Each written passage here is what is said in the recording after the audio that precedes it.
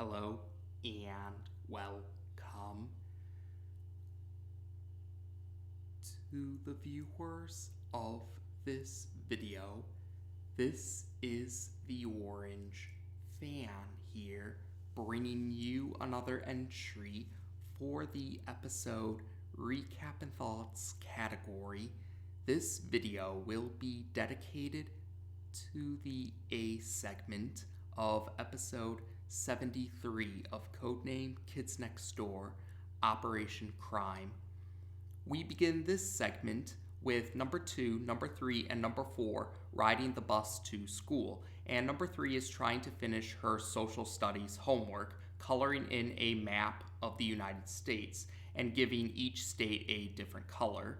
Around the time when the bus arrives at Gallagher Elementary School, the hall monitors enter the bus and they arrest number 4 for a crime that he will apparently commit in the future, giving someone a wedgie.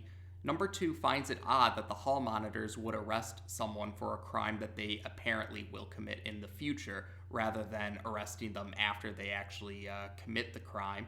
And number 2 and number 3 also notice that other students are being arrested by the hall monitors for crimes that they will apparently commit in the future. Number 2 figures that this calls for his detective persona, but before number 2 can put his detective hat on, the hall monitors arrest him for a crime that he will apparently commit in the future, and number 2 drops his hat when he's being taken away by the hall monitors. Number 2 urges number 3 to solve the mystery, and he also suggests that she find Joe Beluga. He figures that Joe would probably have a lead of some kind for this particular mystery. Number 2 also urges number 3 to wear the detective hat because it makes you look cool and it makes you look like a detective. So number 3 does put the hat on, and starting with the next scene, she puts on a pink jacket too. And number 3 begins to narrate the way that number 2 narrates during the entries dedicated to his detective persona. So number 3 takes number 2's suggestion and finds Joe Beluga. Joe is in an otherwise empty classroom trying to remove gum from the desks. And Joe ends up revealing to number 3 that even though he's no longer a hall monitor, he still has his connections to the hall monitors. Joe also reveals that the delightful children from down the lane had bribed their way into becoming hall monitor commissioners, I believe that's what he calls them. Shortly after that, some hall monitors enter the classroom and they arrest Joe for a crime that he will apparently commit in the future. And Joe advises number 3 to find the delightful children. Joe's exact words, or at least the general idea of what Joe says, is that the delightful children will be able to map things out for number 3. Number 3's response is thinking that there's a map coloring party going on. So number 3 heads to the cafeteria.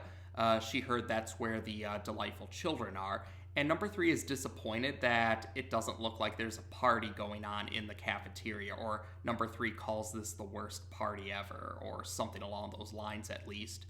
Number 3 does find the delightful children eating breakfast in the cafeteria, but number 3 also notices that there's someone else in the cafeteria too.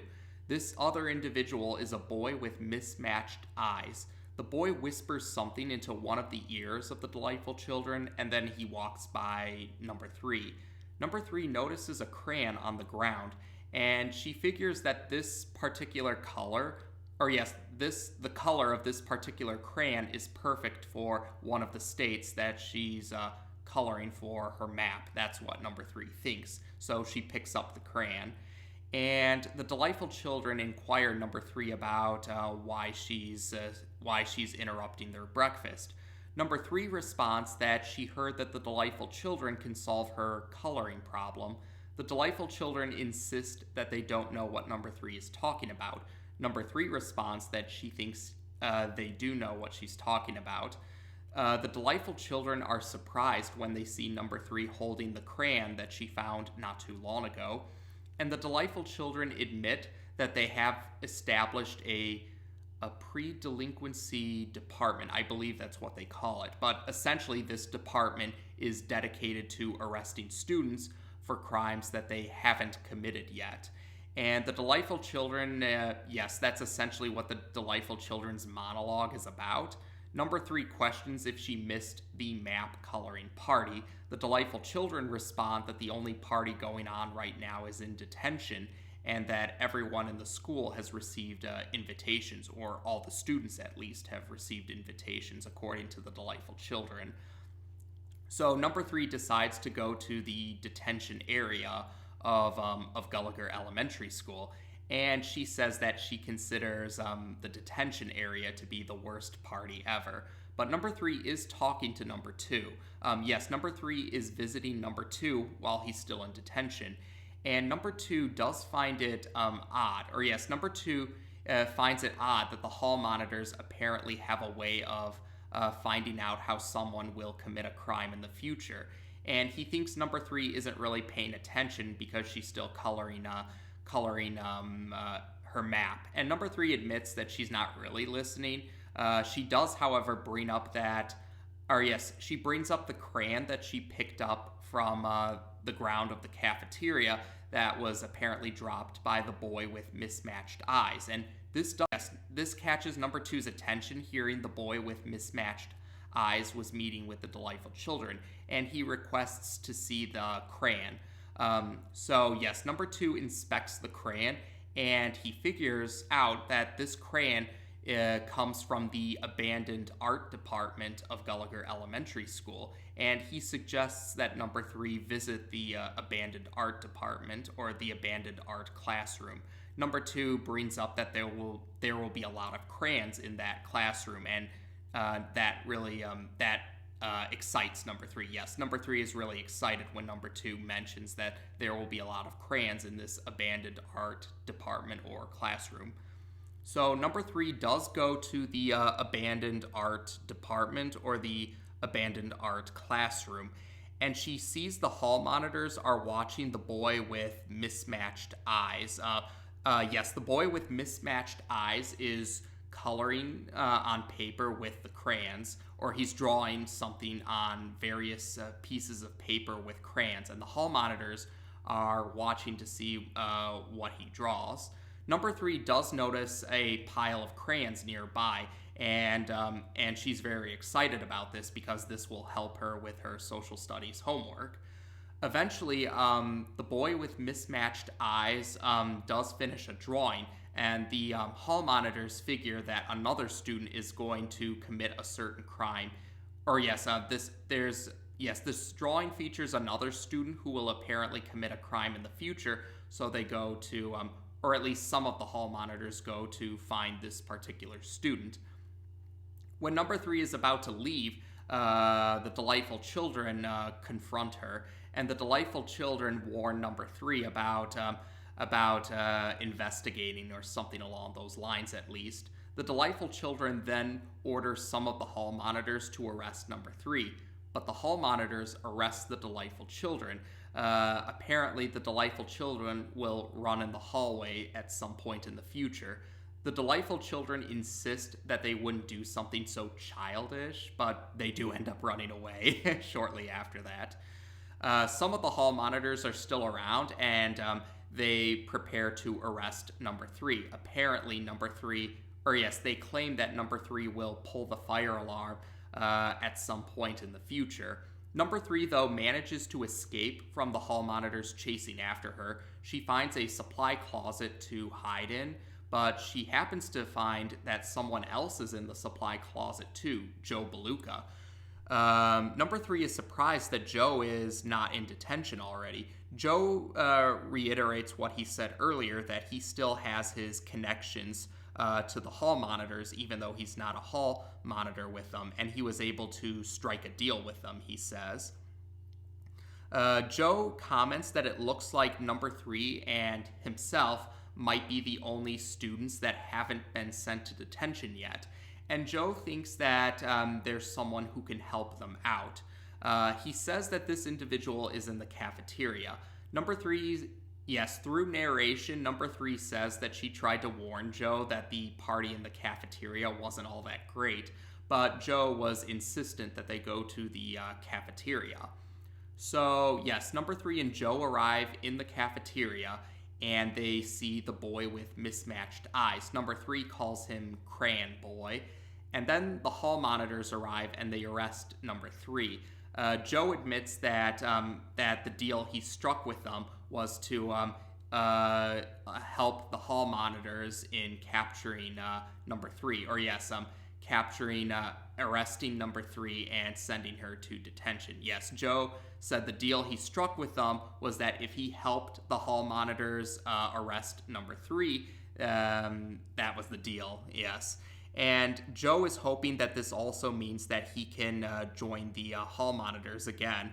And the Crayon Boy says that Joe will be able to after he serves his time. Yes, the Crayon Boy has another drawing of a crime that Joe will apparently commit in the future. And so Joe is arrested too. And the Crayon Boy compliments the hall monitors, but then he says that the hall monitors will need to arrest themselves for a crime that they will commit in the future. So while some of the hall monitors are taking number 3 away, number 3 though number 3 has a question for the Crayon Boy.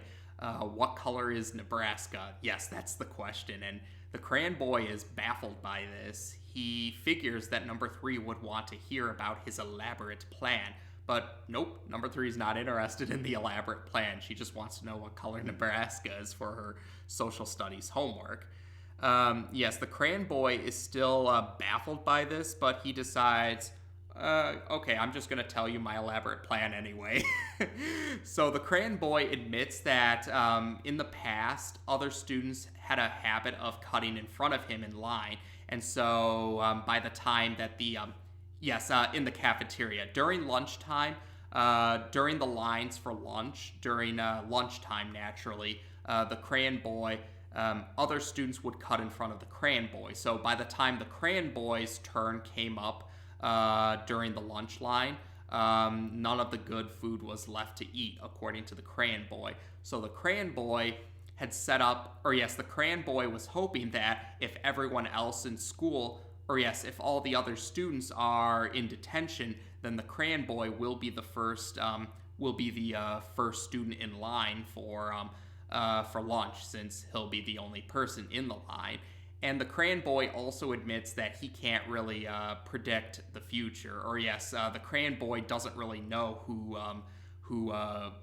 the Crayon Boy can't really see into the future. He just lied about that so that he could concoct this plan so that he could be the only person in line. So the Crayon Boy, after gloating about his plan, the Crayon Boy then requests some pizza bagels, I believe. Yes, I believe the Crayon Boy requests some pizza bagels when he goes to see one of the lunch ladies. But the lunch lady tells the Crayon Boy that pizza bagels won't be available until next week. And the lunch lady points to the sign which says that the cafeteria will be serving lima bean sandwiches. And she gives the Crayon Boy a lima bean sandwich, naturally. The Crayon Boy rants about how his plan had failed, or that he didn't get the food that he wanted. And while he's ranting, the Crayon Boy, some of the lima beans fall. During his rant, the Crayon Boy ends up knocking some lima beans off of the sandwich and elsewhere. And one of the lima beans happens to fall onto number 3's map. So the segment ends with number 3. Yes, the segment ends with number 3 saying that the color Nebraska is, number 3 says that Nebraska is lima bean colored and tastes like tears too. Something along that line. Yeah, number 3 says that Nebraska is a combination of lima beans, lima beans. Yes, number 3 says that Nebraska is a combination of lima beans and tears, and that is how we end this segment. So this segment is unique because usually when we get a a detective entry, or yes, whenever we had the private detective entries in the past, number 2 was the Sector V operative who would take on a detective persona. But this time around, number 3 was the Sector V operative who got to take on a detective persona. And yes, we do get to see. So yes, this segment was a pretty good example of highlighting the similarities and differences between number 2's detective persona and number 3's detective persona. And oh, that's right, I should mention this. Yes, according to one of his blog posts, Tom Warburton says that Operation C.R.I.M.E is the other. Yes, Operation C.R.I.M.E is the other entry that was originally a story from Cartoon Network's comics, but was later adapted into a segment on the TV series. The first one was Operation Message. Operation Message was the first comic story that was adapted into a segment on the TV series, and according to that same blog post from Tom Warburton, Operation C.R.I.M.E is the second comic story that was adapted into a segment for the TV series. So otherwise, oh, that's right, I should mention this. The Crayon Boy is actually voiced by Richard Horvitz. So I thought that was pretty cool that he got to voice a character on the show. It also sounded like he voiced a few extras on this segment. Yes, in this particular segment, I think Richard Horvitz also voiced one of the hall monitors at least, but he was the Crayon Boy in this segment. And yeah, I don't believe they ever reveal the Crayon Boy's name in supplementary material. He's just called the Crayon Boy, but yeah, I thought that was pretty cool that they got Richard Horvitz to voice the Crayon Boy. His voice, I thought, really fit the Crayon Boy. And we did get to see Joe Beluga again. We did see that, yes, in season 5. Yes, in season 5's Spankenstein. In Operation Spankenstein, we found out that Joe patrols the parking lot of his dad's grocery store after he was removed from the hall monitor group.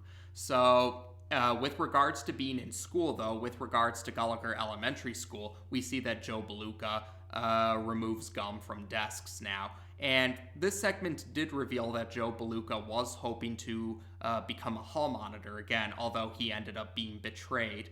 And some fans would definitely agree that seemed kind of appropriate for Joe. He betrayed number 3 by tricking number 3 into going to the cafeteria so that the hall monitors could arrest her, and then he ends up being arrested too. Yes, the Crayon Boy's whole plan, and yeah, the Delightful Children also were betrayed in this segment too. So yeah, the Crayon Boy pretty much betrayed everyone he was in an alliance with, so that he could get the best food in the cafeteria. The best food in the cafeteria, but that ended up being a vain effort because he's not a fan of lima beans, and lima bean sandwiches was what was featured in the cafeteria this week, not the pizza bagels like he was hoping for. And some fans did feel sympathy. Yeah, some fans did agree that it seems wrong that some students would cut in line for the Crayon Boy, but this is another example of understanding someone's actions versus agreeing with someone's actions. Yeah, it's not fun when people cut in line. When people cut in front of you in line, that's not really fun. I know that can be really frustrating. I remember a few times when people cut in front of me in line, and oh yes, it was very frustrating. But yeah, the Crayon Boy, yeah, you could definitely say the Crayon Boy's plan was the Crayon Boy's plan was definitely a case of, I would say, disproportionate retribution. I mean, yeah, so yeah, it wasn't nice of other students to cut in front of him in line, but getting them all sent to detention under false pretenses just so that he can get the pizza bagels, yeah, that was definitely disproportionate retribution. So while some can sympathize with the Crayon boy being frustrated about others cutting in front of him in line, they definitely don't agree with his extreme actions and thought it was a suitable punishment that there weren't any pizza bagels available. And I did feel that this segment had some funny moments in it too. My favorite, I think the scene I found the most humorous from this segment was the Crayon boy being baffled that number 3 didn't want to hear his elaborate plan, and he just decides, I'm going to tell you my elaborate plan anyway. I guess, that's kind of a joke how antagonists feel compelled to monologue about their plans. That's kind of a running. That's kind of is a tradition in a lot of works of fiction, having antagonists monologue about their plans, so I thought that was pretty hilarious that this particular antagonist actually wanted to monologue about his elaborate plan. And there are other examples of that too in other works of fiction where antagonists actually want to monologue and reveal their plans rather than remaining quiet about them. But I thought the execution here was particularly funny. So otherwise, I would say that's about it for this particular segment. So we got ourselves another private detective themed entry in the series, but this time around number 3 was the spotlight character rather than number 2. And we got ourselves another segment that was a comic story adapted into a segment on the TV series. And we also got to I thought there were a lot of humorous moments in this segment too. Oh, and and number 3's homework about coloring in a map of the United States did remind me of a particular. I do remember having some homework like that when I was in elementary school, but I was in 2nd grade for that particular. For this homework though, the one I did, I was in 2nd grade, and we only had to color in the states that we visited throughout the United States at that point in time, rather than coloring all of the states. But I was sort of reminded of that, even if there were some notable differences. But otherwise, I would say that's it for now. So as of this video, we've now discussed the A segment of episode 73 of Codename Kids Next Door on this channel. Take care, and until next time,